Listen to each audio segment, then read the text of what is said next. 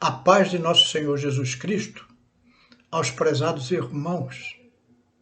Hoje, domingo, dia 4 de julho de 2021, estamos iniciando o terceiro trimestre deste ano.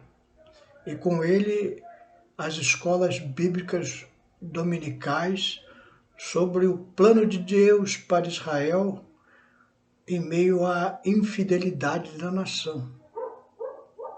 E começamos hoje, na lição de número 1, estudando a ascensão de Salomão e a construção do templo. Vamos ler dois textos bíblicos na nossa leitura bíblica dominical, que está lá no primeiro livro de Reis, capítulo 4, verso 29, e 1 Reis 4 e 34. 1 Reis 4 e 29 diz assim: E deu Deus a Salomão sabedoria e muitíssimo entendimento e largueza de coração, como a areia que está na praia do mar. E lá em 1 Reis 4 e 34 diz: E vinham de todos os povos a ouvir a sabedoria de Salomão e de todos os reis da terra que tinham ouvido a sua sabedoria. Vamos orar, também pedindo sabedoria a Deus para que nós possamos entender as lições espirituais contidas no estudo de hoje. Senhor meu Deus, aqui estamos, Senhor, diante da Tua palavra, Senhor, meditamos a seguir, Senhor, na vida de Salomão. Traz-nos ensinamento para a nossa vida, Senhor. Isso te pedimos em nome de Jesus. Amém. O trimestre também vai nos mostrar as correções e os ensinamentos divinos no período de reis de Israel. Essas histórias estão contidas nos dois livros de reis, primeira e segunda reis. E como já falei anteriormente, começamos hoje com a vida de Salomão, terceiro rei de Israel. Primeiro rei, lembrando aos irmãos, foi Saul. Com a morte de Saul, assumiu Davi, o grande rei de Israel. E Davi teve um filho com Betseba, aquela que era a mulher de Urias e cometeu com Davi adultério. O filho oriundo daquela situação adúltera morreu. E Davi, depois da morte, do assassinato de Urias, casa com Betseba e tem esse filho Salomão, que virá a se tornar o terceiro rei de Israel. A primeira coisa que nós queremos destacar na lição de hoje é a sabedoria de Salomão. A sabedoria de Salomão, ela foi notória no mundo antigo. Salomão, quando é chamado por Deus para reinar sobre Israel, ele fala que é uma criança e ele precisa de sabedoria para reinar sobre aquele povo. E Deus atende a oração de Salomão. Tem um episódio muito notório na Bíblia Sagrada, que está lá em 1 Reis 3, os versículos 24 e 25. Diz lá que uma mulher, duas mulheres, melhor dizendo, prostitutas, moravam numa casa, que dividiam uma casa, estavam grávidas, e uma teve um filho, e no terceiro dia a outra também teve um nenê. Diz que uma delas dormiu sobre o nenê E esse neném morreu.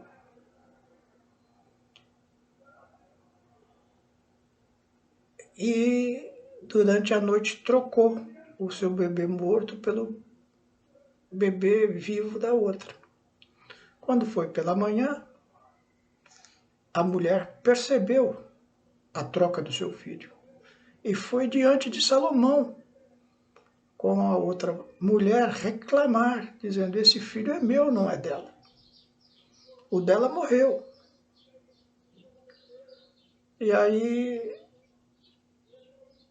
Salomão manda que seus soldados tragam uma espada para ele. Trouxeram a criança e ele falou: eu vou dividir essa criança em duas partes.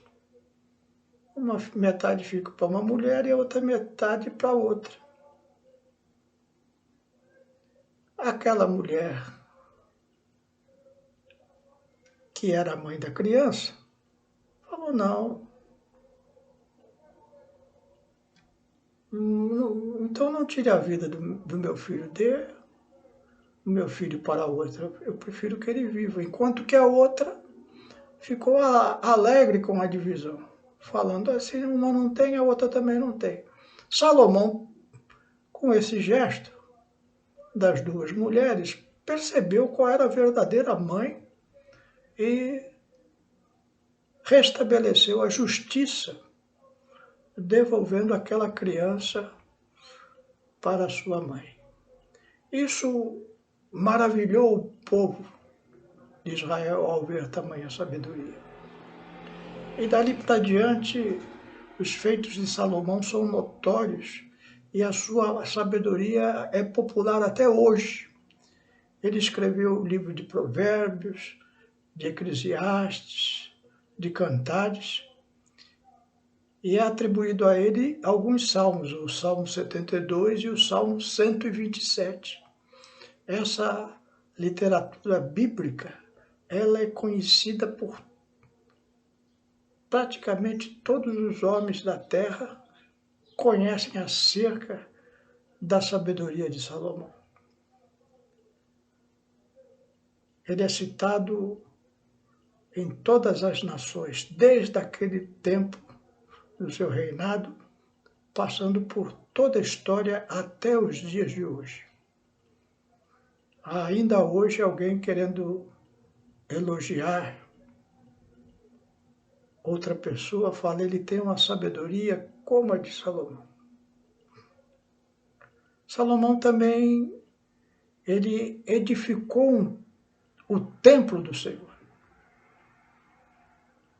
Relembrando os irmãos, Davi, seu pai, queria construir um templo para Deus. Guardou material, ouro, prata, todo o material necessário para construir o templo. Mas Deus falou para ele que a sua mão era uma mão de muito sangue, Davi era um homem guerreiro, e que, portanto, não caberia a ele construir o templo. Mas agora, Salomão, filho de Davi, tem a complacência de Deus para a construção do templo. E lá em 1 Reis 9, de 1 a 7, diz assim a palavra de Deus: sucedeu, pois, que acabando Salomão de edificar a casa do Senhor e a casa do rei, e todo o desejo de Salomão que lhe venha à vontade de fazer, o Senhor tornou a aparecer a Salomão como lhe tinha aparecido em Gibeão. E o Senhor lhe disse: ouvi a tua oração e a tua súplica, que suplicando fizestes perante mim. Santifiquei a casa que edificastes, a fim de pôr ali o meu nome para sempre, e os meus olhos e o meu coração estarão ali todos os dias. E se tu andares perante mim, como mandou Davi teu pai, com inteireza de coração e com sinceridade, para fazeres segundo tudo o que te mandei, e guardares os meus estatutos e os meus juízos, então confirmarei o trono do teu reino sobre Israel para sempre. Como falei acerca de Davi teu pai, dizendo: não te faltará varão sobre o trono de Israel. Porém, se vós e vossos filhos de qualquer maneira vos apartardes de mim e não guardardes os meus mandamentos e os meus estatutos que vos tenho proposto, mas fordes e servirdes a outros deuses e vos curvardes perante eles, então destruirei Israel da terra que lhes dei, e a esta casa que santifiquei a meu nome lançarei longe da minha presença, e Israel será por ditado e motejo entre todos os povos. Então Deus se alegra com aquele templo que Salomão ergueu para ele. E diz que vai se fazer presente naquele templo. Porém, essa presença é condicional. Precisaria Salomão andar na presença de Deus com sinceridade, como andou Davi, seu pai.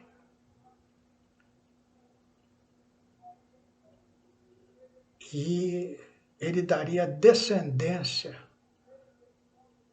perpétua para Salomão no trono de Israel através da sua descendência. Mas se de qualquer maneira ele se apartasse de Deus, então ele, quebrando a aliança de Deus, Deus quebraria a aliança com ele. Salomão não poderia se curvar a outros deuses, que Deus então destruiria Israel e o templo. Isso serve para a nossa reflexão. É bom ter sabedoria. Sabedoria faz com que nós tomemos decisões boas, nossos passos acertados trazem bênção para a nossa casa e para as coisas de Deus. Mas mais importante que isso é ter o coração sincero e reto diante de Deus, guardando todas as coisas de Deus, colocando Deus em primeiro lugar e não indo atrás de outros deuses. A palavra de Deus foi condicional ao rei Salomão. Se agires assim, eu habito nessa casa para sempre. Mas se você se chegar aos outros deuses, eu retiro as minhas bênçãos sobre a sua vida. E também é assim a condição para nós hoje. O crente é templo do Espírito Santo. O Espírito Santo vem e fez morada no nosso coração no momento que aceitamos Jesus como Salvador. E agora ele nos beneficia com todas as bênçãos celestiais em Cristo Jesus. Porém, é uma situação condicional. Se nós virarmos as costas para Deus, buscarmos outros deuses neste mundo, o Espírito Santo se retira de nós. E o crente fica numa condição de vergonha e de dor.